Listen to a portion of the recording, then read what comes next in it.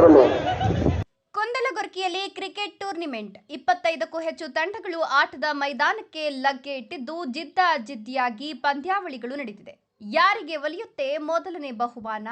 2-3 ದಿನಗಳು ಕಳೆದರೂ ಮುಗಿಯದ ಈ ಕ್ರಿಕೆಟ್ ಟೂರ್ನಿಮೆಂಟ್ ನಾ ಮುಂದು ತಾ ಮುಂದು ಅಂತ ತಂಡೋಪತಂಡಗಳು ಆಗಮನವಾಗ್ತಿದೆ. ಕುಂದಲಗುರ್ಕಿ ಯುವಕರ ಬಳಗಕ್ಕೆ ಹಬ್ಬದ ವಾತಾವರಣ ನಿರ್ಮಾಣವಾಗಿದ್ದು ಅದ್ಧೂರಿಯಾಗಿ ಈ ಒಂದು ಕ್ರಿಕೆಟ್ ಟೂರ್ನಿಮೆಂಟ್ ನಡೀತಾ ಇದ್ದು ಈ ಕ್ರಿಕೆಟ್ ಟೂರ್ನಿಮೆಂಟ್ ಅನ್ನು ವೀಕ್ಷಣೆ ಮಾಡಲಿಕ್ಕೆ ಬಂದಂತಹ ಸಾರ್ವಜನಿಕರಿಗೆ ಹಾಗೂ ಆಟದ ಮೈದಾನಕ್ಕೆ ಲಗ್ಗೆ ಇಟ್ಟಂತಹ ಟೂರ್ನಿಮೆಂಟ್ನ ಯುವಕರಿಗೆ 2 ದಿನಗಳಿಂದ ಉಚಿತ ಊಟ ನೀರಿನ ವ್ಯವಸ್ಥೆಯನ್ನು ಮಾಡಲಾಗ್ತಿದ್ದು ಭಾನುವಾರದಂದು ಬಾಡೂಟದ ಭರ್ಜರಿ ಬಿರಿಯಾನಿ ಸವಿದು ಖುಷಿ ಪಟ್ಟಿದ್ದಾರೆ.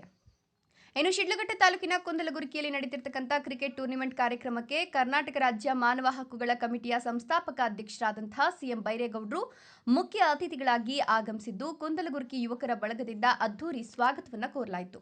ಈ ಸಂದರ್ಭದಲ್ಲಿ ಮಾತನಾಡಿದ ಸಿಎಂ ಬೈರೇಗೌಡರು, ಇಂತಹ ಸಂದರ್ಭದಲ್ಲಿ ಸೋಲು ಗೆಲುವು ಅನ್ನೋದು ಸಹಜ. ತಂದೆ ತಾಯಿಗೆ 2 ಮಕ್ಕಳು ಇದ್ದ ಹಾಗೆ ಸೋಲು ಗೆಲುವಿನಲ್ಲೂ ಆಟಗಾರರು ಅಣ್ಣ ತಮ್ಮಂದಿರ ರೀತಿಯಲ್ಲಿ ಇರಬೇಕು.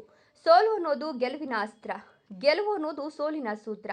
ಗೆದ್ದವನು ಸೋಲಲೇಬೇಕು, ಸೋತವನು ಗೆಲ್ಲಲೇಬೇಕು ಅಂತ ಮನುಕುಲದ ಕಾಲಜ್ಞಾನಿಗಳು ಬರೆದಂತಹ ವೇದ ವಾಕ್ಯಗಳು ಸುಳ್ಳಾಗಲಾರದು. ಕಾಲ ನಿರ್ಣಯ ಎಲ್ಲವೂ ಬದಲಾಗ್ತದೆ. ನಾವೆಲ್ಲರೂ ಆಟಗಾರರು, ಆದರೆ ಆಟದ ಸೂತ್ರಧಾರಿ ಮೇಲೊಬ್ಬನಿದ್ದಾನೆ. ಹಾಗಾಗಿ ಆಟದ ಮೈದಾನವಾಗಿ ದ್ವೇಷ ಅಸೂಹೆಯನ್ನ ಬಿಟ್ಟು ಅಣ್ಣ ತಮ್ಮಂದಿರ ರೀತಿಯಲ್ಲಿ ನಾವೆಲ್ಲ ಒಂದೇ ಎನ್ನುವ ರೀತಿಯಲ್ಲಿ ಆಟದ ಮೈದಾನದಲ್ಲಿ ಆಟವಾಡಬೇಕು ಅಂತ ಹೇಳಿದರು. ಈ ಒಂದು ಸಂದರ್ಭದಲ್ಲಿ ಮಾನವ ಹಕ್ಕುಗಳ ಕಮಿಟಿ ಗೌರವಾಧ್ಯಕ್ಷ ನಟರಾಜ್, ಸಂತೋಷ್, ವಕೀಲರಾದಂತಹ ವೆಂಕಟರಾಜು, ಕೃಷ್ಣಮೂರ್ತಿ, ನವೀನ್ ಕುಮಾರ್ ಕೆಎನ್, ಗಜೇಂದ್ರ, ಅನಿಲ್, ಚಿನ್ನಿ, ಶಿವಾಜಿ, ಶ್ರೀನಿವಾಸ್, ವರುಣ್, ನರೇಂದ್ರ, ಸುನೀಲ್, ಶ್ರೀಧರ್, ಕಾರ್ತಿಕ್, ಶೀನಪ್ಪ, ಸೈಫುಲ್ಲಾ, ಸುಭಾಷ್, ಶೇಖರ್, ಮನೋಹರ್, ದೇವರ್ಜಿ, ಮುನಿರಾಜು, ಆನಂದ್, ಚಂದ್ರ, ವಿಜಯ್ ಮತ್ತು ಊರಿನ ಗ್ರಾಮಸ್ಥರು ಹಾಗೂ ಸುತ್ತಮುತ್ತಲಿನ ಗ್ರಾಮಸ್ಥರು ಇನ್ನೂ ಹಲವರು ಹಾಜರಿದ್ದರು.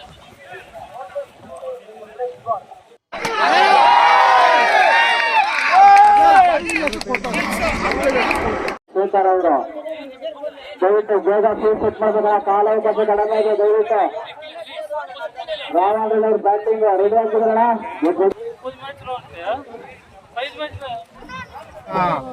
ಸಿಎಂ ಬೈರೇಗೌಡ ಅಣ್ಣವರ ನೇತೃತ್ವದಲ್ಲಿ ನಡೀತಾ ಇದೆ. ಮಾನವ ಹಕ್ಕುಗಳ ಅಧ್ಯಕ್ಷರಾದಂತಹ ಸಿಎಂ ಬೈರೇಗೌಡ ಅಣ್ಣವರ ನೇತೃತ್ವದಲ್ಲಿ ಈ ಒಂದು ಕಾರ್ಯಕ್ರಮವನ್ನು ನಡೆಸ್ತಾ ಇದ್ದೀವಿ.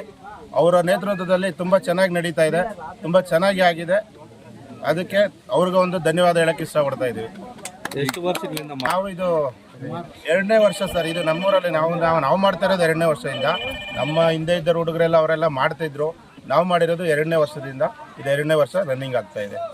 ಇವತ್ತಿನ ಭಾಗವಹಿಸಿದ್ರು. ಇವತ್ತು ತಂಡದಲ್ಲಿ 10 ತಂಡಗಳಾಗಿದೆ. 10 ತಂಡಗಳಾಗಿದೆ. ಇನ್ನೂ ನಿನ್ನೆ 10 ತಂಡಗಳು, ಇವತ್ತು 10 ತಂಡಗಳಾಗಿದೆ. ಇನ್ನೂ ಒಂದು 5 ತಂಡಗಳು ಬಾಕಿ ಇದೆ. ನೋಡೋಣ. ಆದರೆ ಇವತ್ತು ಫೈನಲ್ ಆಗುತ್ತೆ. ಆಗಿಲ್ಲ ಅಂದರೆ ಇದು ಸೋಮವಾರ ಫೈನಲ್ ಮಾಡೋದಕ್ಕೆ ತೀರ್ಮಾನ ಮಾಡ್ತೀವಿ.